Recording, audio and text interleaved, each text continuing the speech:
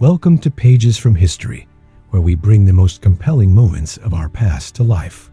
Today's journey takes us to a battlefield that sealed the fate of a kingdom and opened the gates to 150 years of foreign rule. This is the story of the Battle of Mohács and the fall of Hungary.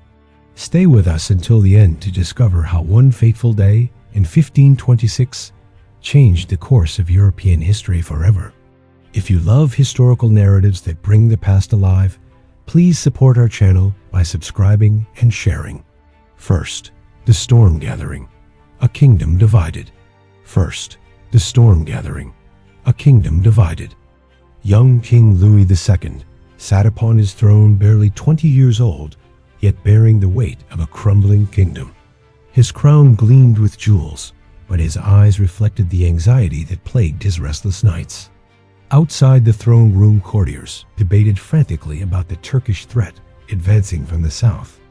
The kingdom's treasury lay nearly empty after decades of expensive wars and extravagant royal expenses.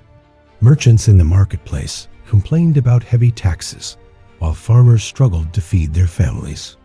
Noble families feuded among themselves, more interested in personal power than the nation's survival.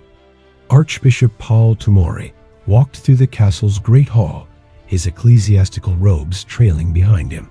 His weathered face showed the determination of a man who had fought many battles for Hungary.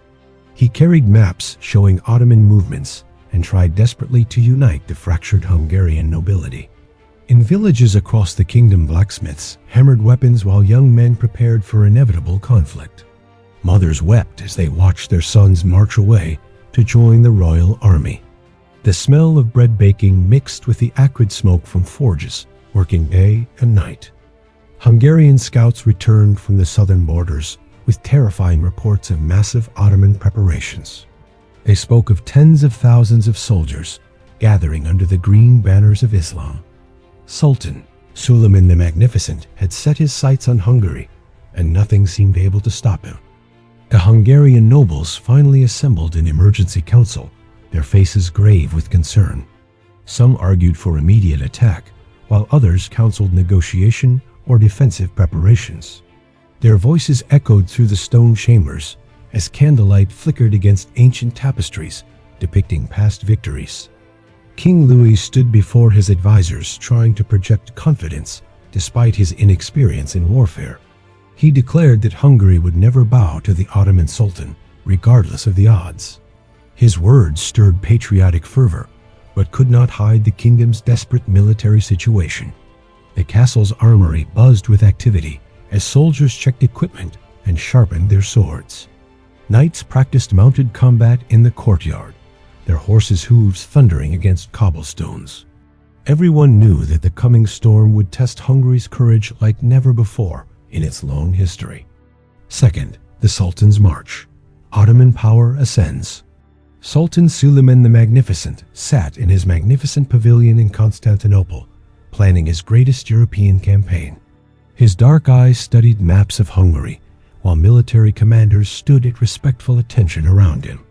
The Sultan's turban gleamed with emeralds, and his robes were woven with golden thread that caught lamplight. Ottoman soldiers filled the streets of the capital, preparing for the massive expedition northward. Janissaries in their distinctive white caps drilled in perfect formation, showing their legendary discipline. Artillery crews polished massive bronze cannons that would soon thunder across European battlefields. The Sultan's war council met at dawn, discussing logistics for moving 100,000 men into foreign territory. Supply wagons were loaded with food weapons and ammunition, while engineers planned bridge constructions. Suleiman had conquered Belgrade and Rhodes, but Hungary represented his boldest ambition yet. Through dusty Balkan roads, the Ottoman army began its march like an unstoppable river flowing north.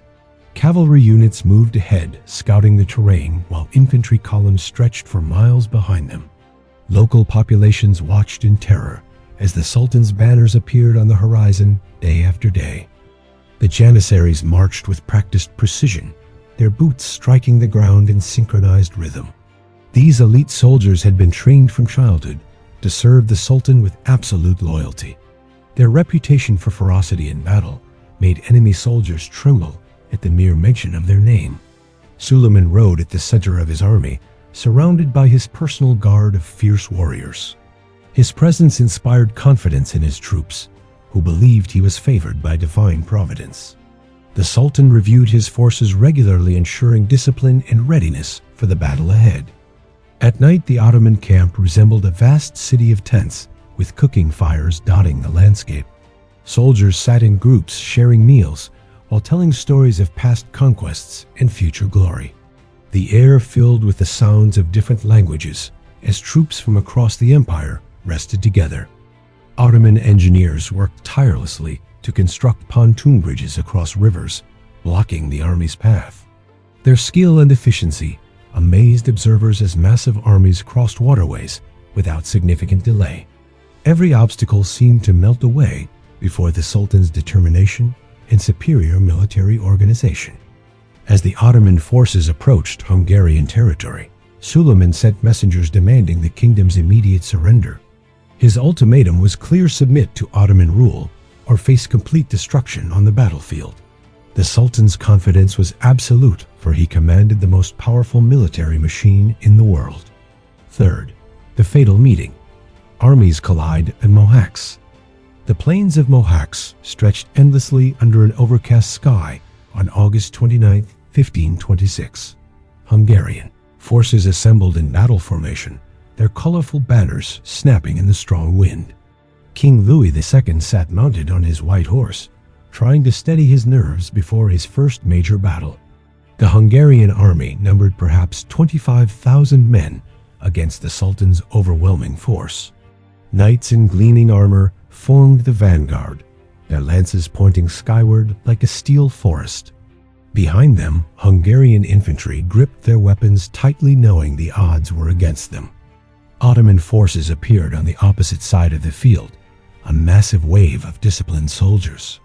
The Sultan's artillery was positioned prominently, ready to unleash devastating firepower against the Hungarians.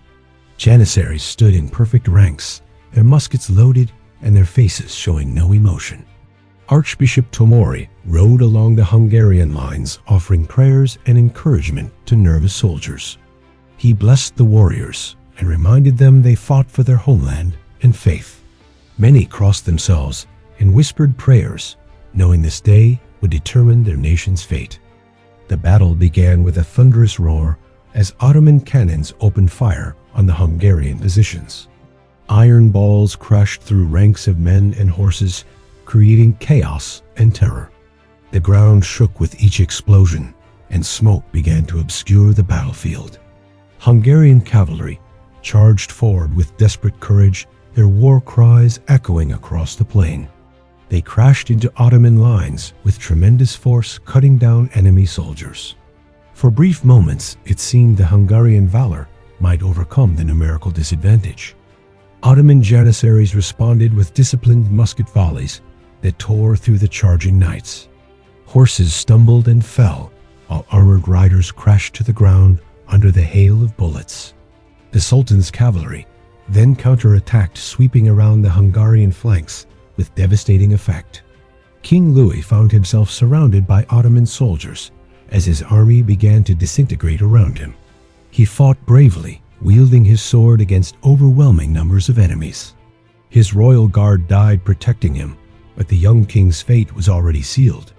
The battle turned into a massacre as panicked Hungarian soldiers fled toward nearby marshlands. Ottoman cavalry pursued them ruthlessly, cutting down thousands in the brutal chase. The fields of Mohács became soaked with blood as Hungary's medieval army met its apocalyptic end. Fourth, the aftermath. A kingdom falls. Evening fell over the battlefield, revealing a landscape transformed into a nightmare of death. Bodies lay scattered across miles of blood-stained ground, while ravens circled overhead. The cries of wounded soldiers mixed with the sounds of Ottoman troops securing their overwhelming victory. Sultan Suleiman toured the battlefield on horseback, surveying the complete destruction of Hungarian military power. His commanders reported that King Louis II had perished during the retreat, drowning in a swampy stream. The young king's body was later found weighed down by his heavy armor in the muddy water. News of the catastrophic defeat spread across Hungary like wildfire, causing widespread panic and despair. Nobles who had survived the battle fled toward Austria or Poland, abandoning their estates. Common people hid in forests and mountains as Ottoman advance forces began moving through the countryside. News of the catastrophic defeat spread across Hungary like wildfire, causing widespread panic and despair. Nobles who had survived the battle fled toward Austria or Poland, abandoning their estates. Common people hid in forests and mountains as Ottoman advance forces began moving through the countryside. Ottoman troops entered Hungarian towns and cities, meeting little organized resistance. The Sultan's administrators began establishing new governmental structures under Turkish authority. Hungarian nobles who pledged loyalty were allowed to keep limited power, but ultimate control belonged to Constantinople. Churches and monasteries across Hungary held desperate prayer services as the old order collapsed. Priests comforted terrified congregations while secretly hiding valuable religious artifacts from Turkish soldiers. The sound of church bells that had rung for centuries now tolled for a dying kingdom. Churches and monasteries across Hungary held desperate prayer services as the old order collapsed. Priests comforted terrified congregations while secretly hiding valuable religious artifacts from Turkish soldiers. The sound of church bells that had rung for centuries now tolled for a dying kingdom. The Ottoman Sultan appointed local administrators but placed Turkish military governors in all strategic positions.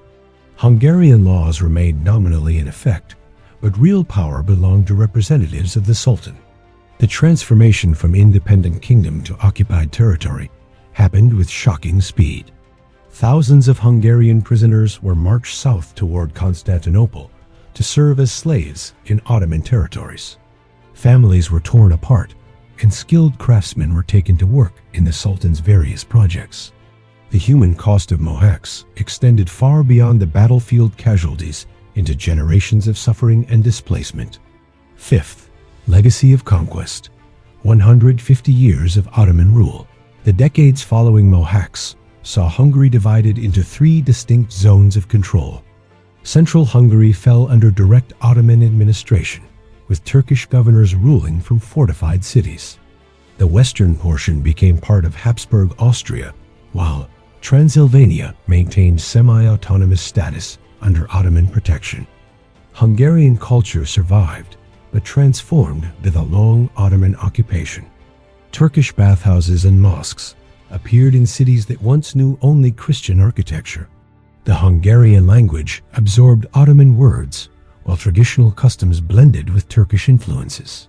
Resistance movements periodically erupted as Hungarian warriors launched raids against Ottoman garrisons. These fighters became legendary heroes, keeping alive the dream of eventual liberation. Ottoman forces crushed most rebellions brutally, but could never completely extinguish the Hungarian spirit. For 150 years, Hungarian children grew up in a land dominated by foreign rulers. They learned to navigate between Ottoman demands and preservation of their ancestral identity. Stories of the Battle of Mohács, passed down through generations, became symbols of lost independence. The Ottoman occupation brought some unexpected benefits, including exposure to Eastern trade and culture. Hungarian merchants learned new business practices, while craftsmen incorporated Ottoman artistic techniques. Coffee houses and new foods became part of daily life in occupied territories. Habsburg Austria repeatedly attempted to push Ottoman forces out of Hungary through costly military campaigns. These wars ravaged the countryside, leaving villages destroyed and populations displaced. The people of Hungary suffered as their land became a perpetual battlefield between competing empires. Hungarian nobles who remained faced impossible choices between collaboration and resistance. Some prospered under Ottoman rule by serving Turkish administrators loyally. Others maintained secret connections to Austrian Habsburgs, dreaming of the day Hungary would be free again. In Constantinople, Hungarian slaves and their descendants created communities preserving their language and traditions. These exiled Hungarians maintained hope that someday they or their children might return home.